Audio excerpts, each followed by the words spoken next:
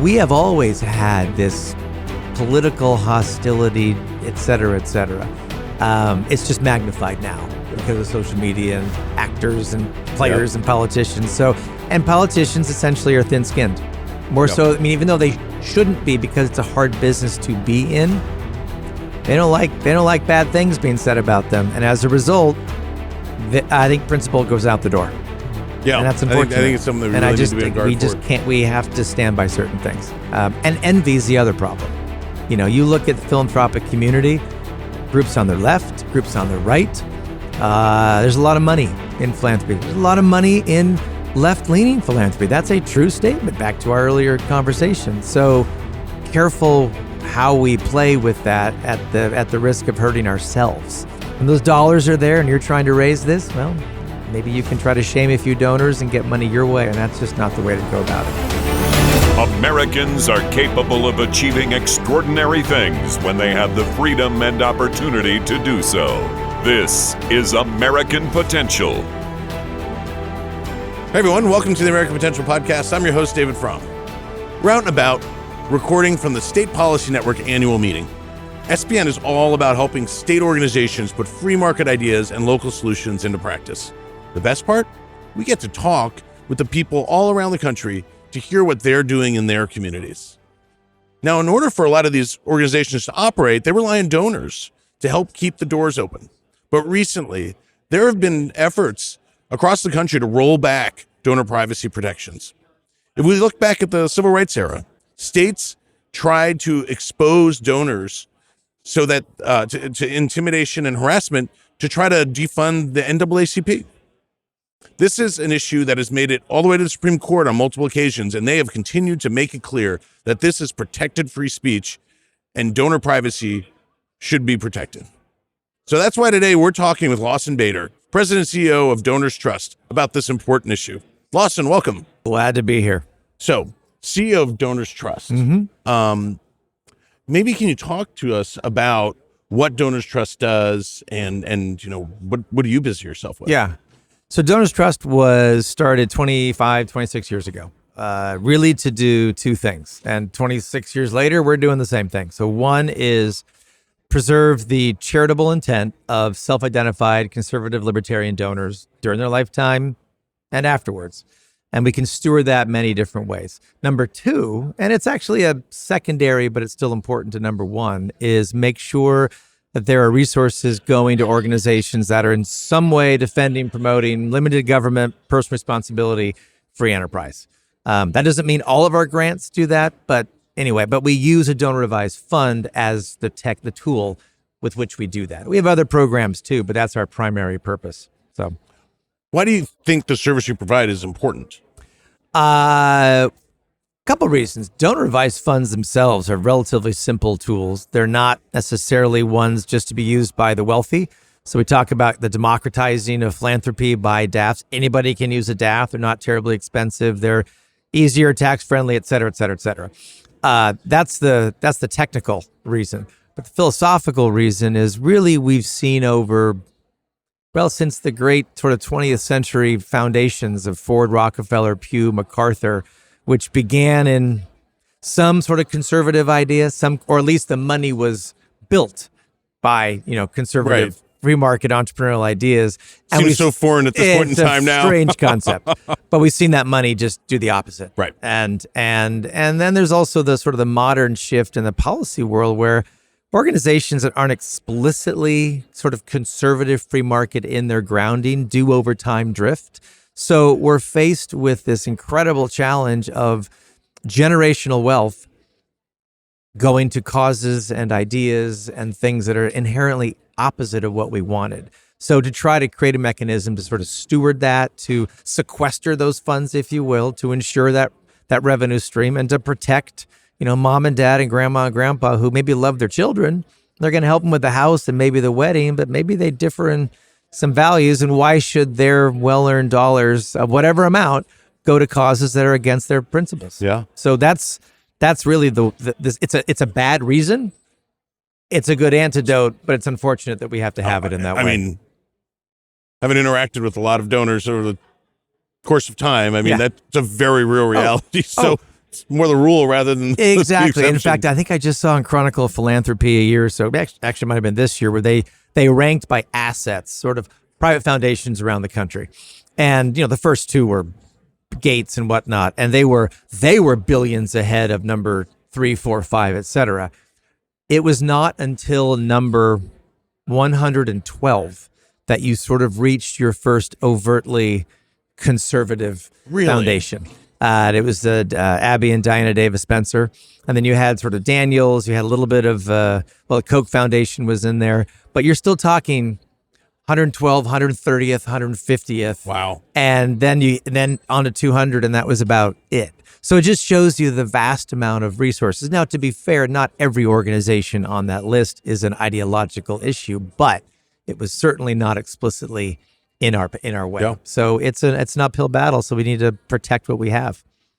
So maybe tell us about like your pathway to running DonorsTrust. I mean, we share a common college experience, both Wheaton College grads. Proud. Which I can't talk about all experiences because I had to sign a non-disclosure agreement in 1988. So. I was potentially I shouldn't tell the story for recording, but before my senior year, we were at like a little fair thing where like people like are looking at different things, clubs they can be in and all that. And I was standing next to the dean of men. And I looked at him and I introduced myself and he was like, "Oh, hi, yeah, nice to meet you." And I was like, "Yes."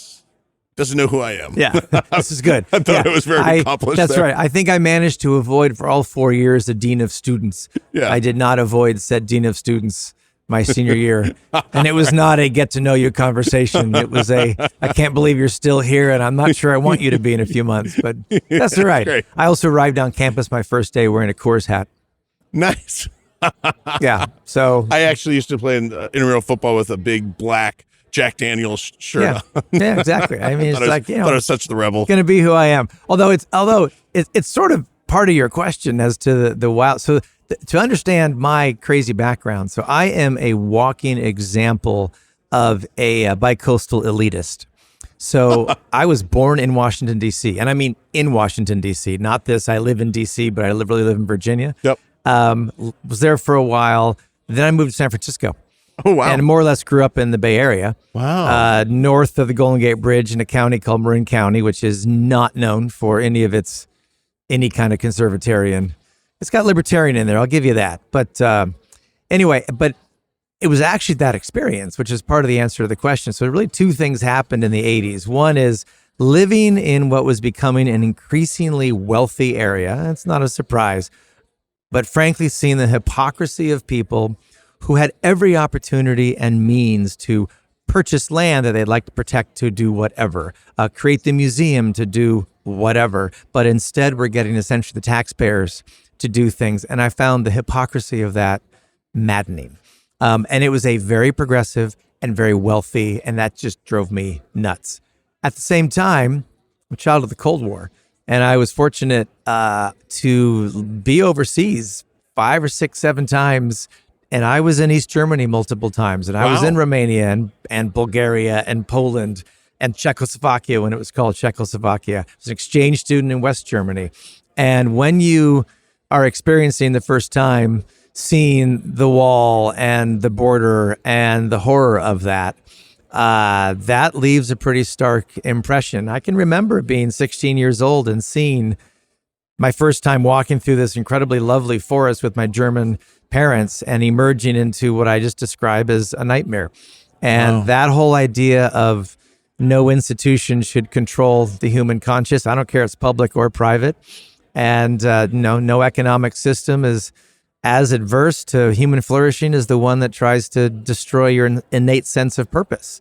And that is what sort of made me ideologically what I was.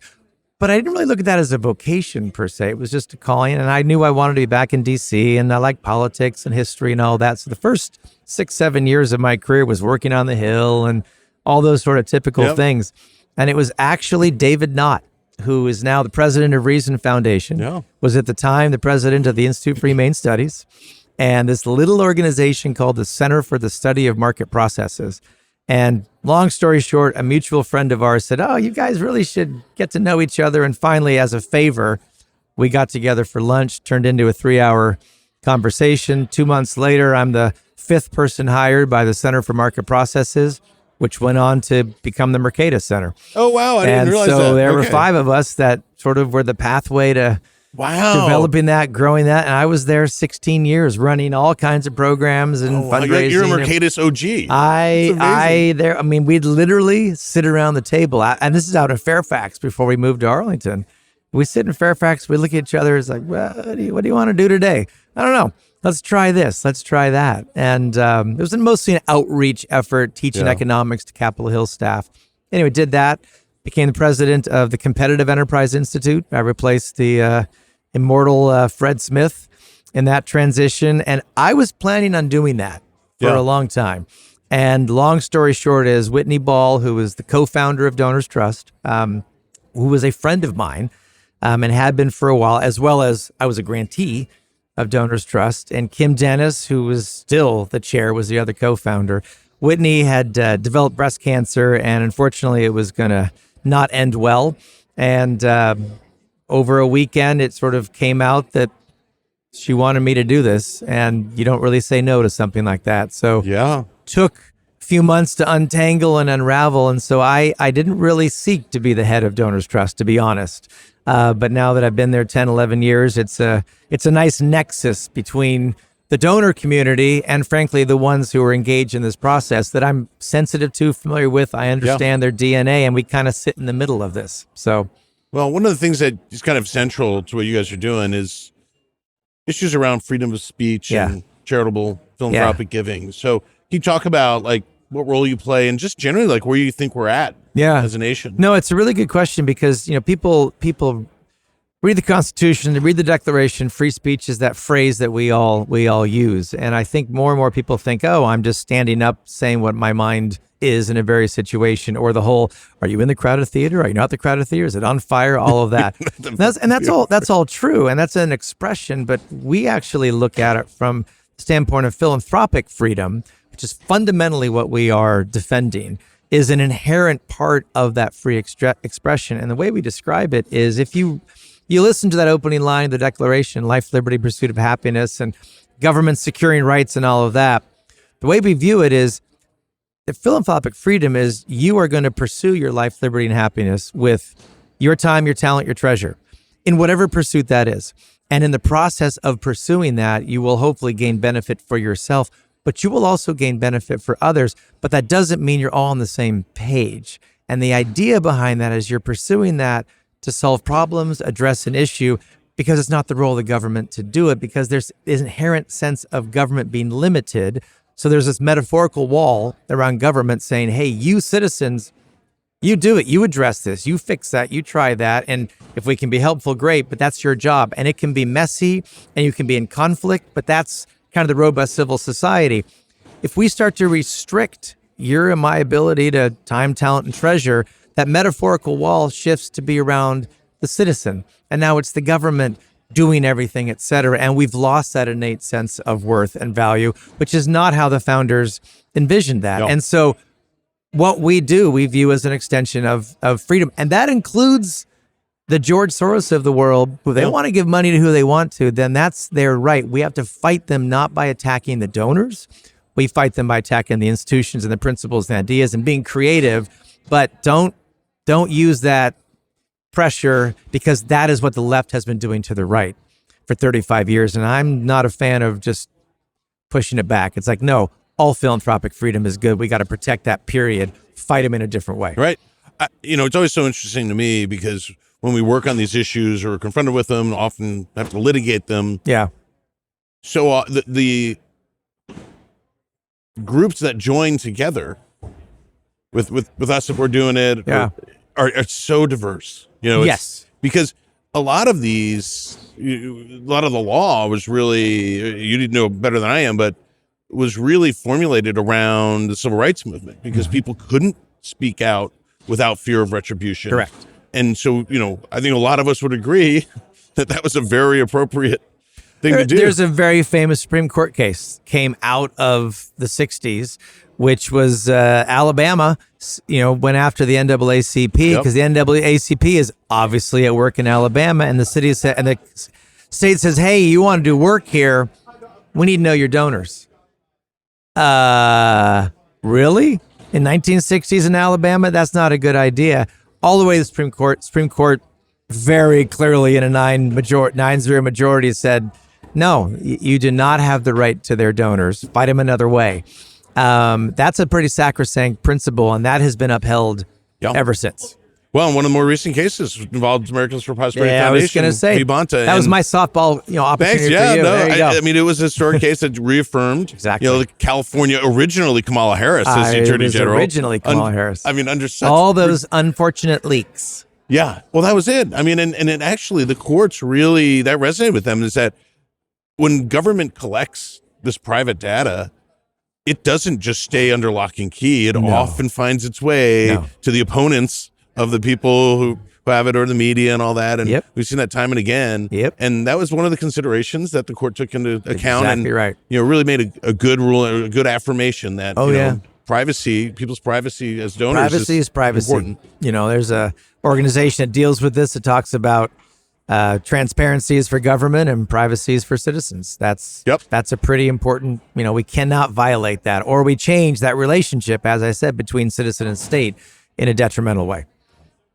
What do you see as kind of the next steps or the next fights in this space around donor privacy? Well, it's interesting. Here we are at State Policy Network, which is obviously, its primary focus is federalism. The donor privacy issue oftentimes is a state issue, not so much a federal issue. I think we've maybe solved some things, although it may be still whack-a-mole.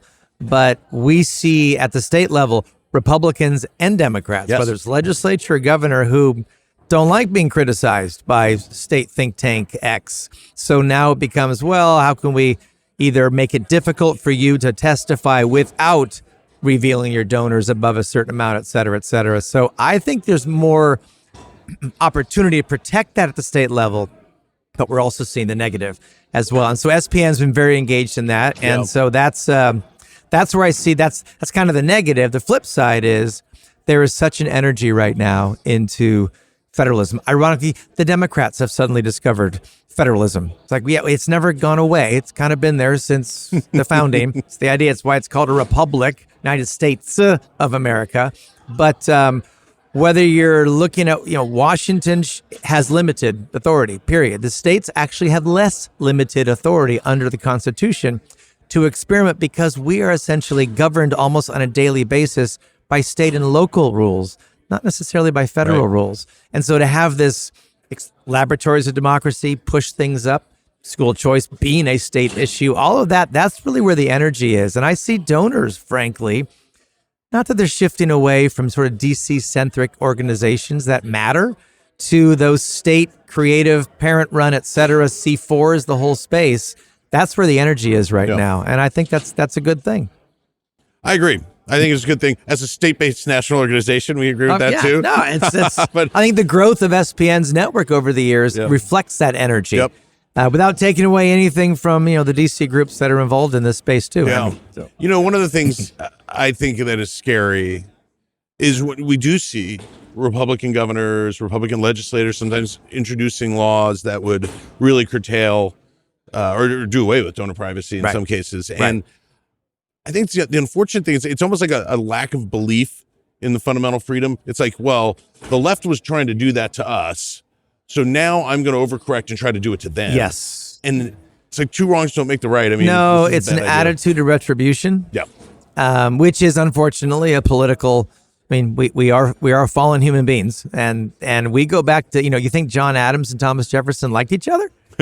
No. I mean, there were duels in Congress. Now, bringing a duel back might be an interesting idea to watch in this day and age. I'm not suggesting it nor endorsing it, but it would be entertaining. So, we have always had this political hostility, et cetera, et cetera. It's just magnified now because of social media and actors and players and politicians. So, and politicians essentially are thin-skinned. More so, I mean, even though they shouldn't be, because it's a hard business to be in, they don't like bad things being said about them. And as a result, I think principle goes out the door. Yeah, and that's unfortunate. I think it's something that we really need to be on guard for. We have to stand by certain things. And envy is the other problem.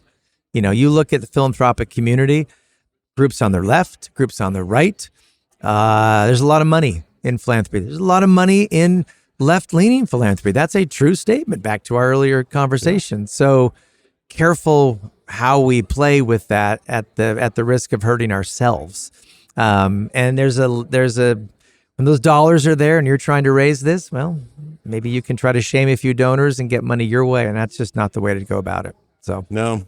Well, I appreciate that you're making the world a little safer for all of us, at least the country. Surviving every day. Yeah. Those of us who are paid via donor contributions in our organization. You know what, though? Really but that's actually, it. I mean, I talk about this all the time. What I have done for the vast majority of my career, I do with other people's money. You work for a foundation, unless you made it, you're working with other people's money. Yep. And that is not something we should ever forget in this business, which makes us more accountable and more responsible, and puts pressure on each of us, whether it's brand new staffer to an organization to the CEO. It's like, you believe in the market process, write a check to your own organization. At CEI, I used to tell my giving managers, it's like, look, a successful meeting is not one necessarily that comes back with a check. A successful meeting is what comes back and you have voluntarily told that donor at least one or two other organizations doing good work, because you're solving a problem for them, which is, where do I put my dollars? But you're making sure their dollars are the ones that matter, and spread it around, because that's what the collaborative aspect of this whole thing is. So go for it. Well, I know that last year, I think you told me that you and your son won the trivia contest here. It's very important. I hear that's starting up. There's in the background. I'm sure you're itching, waiting to get over there. Otherwise, you're just going to start yelling out answers. We're going to start yelling answers and think we have a very strange Tourette syndrome problem, with all due respect to those with Tourette syndrome. Very respectful Tourette. But it'll make it a very interesting conversation. All right. Well, Lawson Bader, thank you so much for joining us. Oh, my pleasure. Appreciate it. Hope the SBN conference continues to be great for you. And for you. Thanks.